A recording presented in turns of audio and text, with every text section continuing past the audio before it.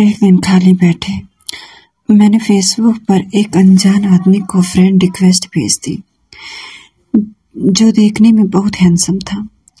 उस आदमी ने उसी रात फेसबुक पर मेरी फ्रेंडशिप एक्सेप्ट कर ली। तुम्हें पता है कि तुम इस साड़ी में कितनी खूबसूरत लग रही हो? उसने मैसेज किया। थैंक्स, मुझे भी तुम्हारी डीपी अच्छी लगी। इसी तरह हमने बातें करनी शुरू कर दी। मुझे पता था कि वह 39 साल का शादीशुदा आदमी है, जो 2 बच्चों का बाप भी है। इन सब चीजों के बाद भी हमने अपनी बातें शुरू कर दी। इतना ही नहीं, हमने अपना नंबर भी एक दूसरे के साथ बदल लिया। देखते ही देखते हम एक दूसरे के करीब आ गए और एक दूसरे के बेस्ट फ्रेंड बन गए। फेसबुक पर हम एक दूसरे के साथ बहुत ज्यादा बातें करने लगे और सोशल मीडिया पर ज्यादा से ज्यादा समय बिताने लगे। दूसरी ओर उस आदमी को लगने लगा कि हमारे करीब आने से, इतनी बातें करने से वह अपनी बीवी से दूर जा रहा है। वह अपने बच्चों के साथ दूसरे स्टेट में रहती थी। वह मुझसे बोलता था, अभी पता नहीं, मैं सारा दिन तुम्हारे बारे में ही सोचता रहता हूँ। मुझे अफसोस है इस बात पर। मैं नेचर में काफी शर्मीली थी। मेरी काफी अच्छे दोस्त भी थी, लेकिन राकेश जैसा दोस्त होना काफी स्पेशल था मेरे लिए। 1 महीने की चैटिंग के बाद हमने वीडियो कॉल करना भी शुरू कर दिया। हम उस पर बातें कम और एक दूसरे को घंटे निहारा करते थे। एक रात वह मेरे साथ वीडियो कॉल पर था। उसने बोला, ऐसे देखते ही कहीं प्यार ना हो जाए। खैर, अब हम रोज ही वीडियो कॉल करने लगे। हम इतने पास आ चुके थे कि अब हमें एक रियल कपल की तरह बिहेव करने लगे थे। हम रोमांस करते, एक दूसरे को चिढ़ाते और थोड़ी लड़ाइयाँ भी करते। कहने का मतलब था कि एक 17 साल की लड़की को 39 साल के आदमी से प्यार हो गया था। जिस तरह से प्यार की कोई उम्र नहीं होती, उसी तरह से हम दोनों को भी अपना रिश्ता बिल्कुल गलत नहीं लगता। हमें नहीं लगा कि हमें कुछ गलत किया है। इसी दौरान उसकी बीवी और बच्चे इससे मिलने आए, पर वह फिर भी मुझसे बातें किया करता था। यहाँ तक कि वह अपनी बीवी के सामने भी मेरी कॉल उठा लेता था। उसी दौरान उसकी बीवी उस पर शक करने लगी, क्योंकि अब वह पहले जैसा बिल्कुल भी नहीं रह गया था। एक रात की बात थी, जब ये दोनों बेड पर सेक्स के लिए गए, तभी इनके फोन पर मैंने मैसेज किया। मैंने अपनी फोटो भेज दी। इनकी वाइफ ने उठकर फोन चेक किया। जैसे ही उन्होंने फोन देखा, मेरी फोटो उन्हें दिखाई दी। उसकी वाइफ ने कोई रिएक्शन नहीं दिया, बस राकेश को जोर का थप्पड़ मारा और रोने लगी। 3 दिनों के बाद वह घर छोड़कर चली गई। मुझसे उसकी वाइफ के लिए बहुत बुरा लगा, इसलिए मैंने उसे कई दिन तक बातचीत बंद कर दी।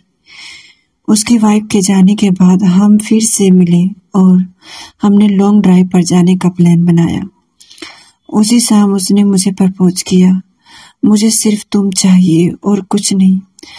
अपनी जवानी में काफी सारी लड़कियों से मिला, पर तुम ही एक ऐसी लड़की हो जिसने मेरा दिल चुराया है। वहां कुछ देर के लिए शांति छा गई। फिर उसने मुझे आई लव यू बोला। उसकी आंखों में आंसू थे। हम एक दूसरे को किस करना चाहते थे, गले लगाना चाहते थे। दूसरे दिन मुझे एक मैसेज मिला जिसमें उसने लिखा था, हे डार्लिंग, आई लव यू, लेकिन मेरा परिवार भी है, मेरी कुछ ड्यूटी भी है। यह मेरा तुमको आखिरी मैसेज है। मुझे प्लीज कॉल या टेक्स्ट मत करना, मैं तुम्हें ब्लॉक कर रहा हूँ। मुझे ऐसा लगा कि मानो मैं शादी के बाद विधवा बन गई हूँ। मेरा बुरी तरह से टूट चुकी थी, काफी परेशान थी।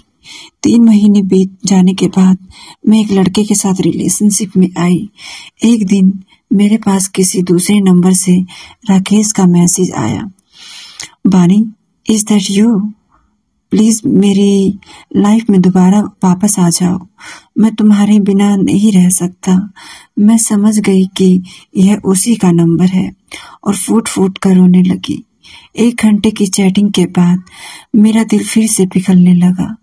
मेरे बॉयफ्रेंड को इन सब चीजों के बारे में नहीं पता था। मैंने उसे कुछ छिपा कर रखा था।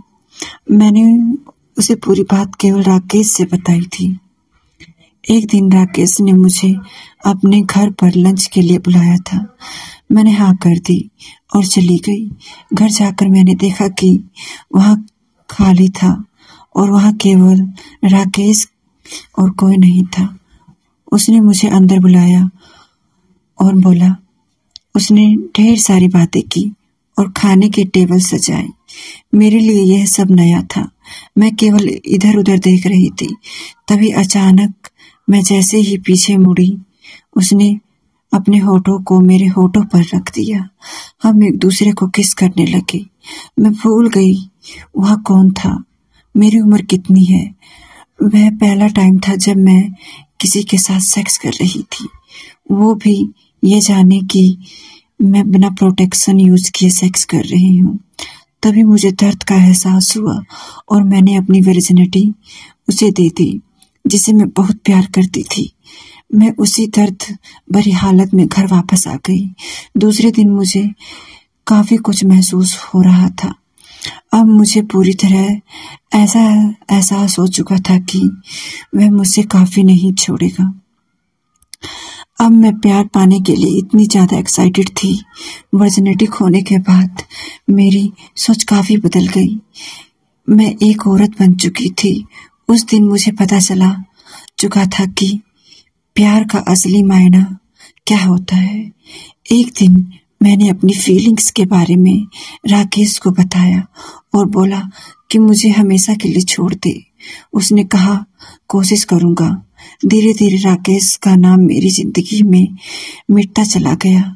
मैंने उसका नंबर डिलीट कर दिया और उसने भी मुझे ब्लॉक कर दिया। मैंने फिर से उसे कभी टेक्स्ट नहीं किया, लेकिन उसकी यादें आज भी मुझे डराती हैं। मैं खुश थी कि मैं इस अजीब से लगने वाले रिश्ते से बाहर आ गई थी, लेकिन आज भी वह आदमी मेरा पहला प्यार रहेगा।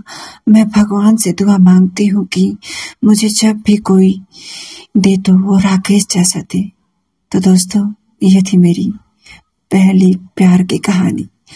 आपको ये कहानी कैसी लगी कमेंट में ज़रूर बताएं और मेरे चैनल को सब्सक्राइब करें ऐसे ही और मेरी स्टोरी को जानने के लिए। धन्यवाद।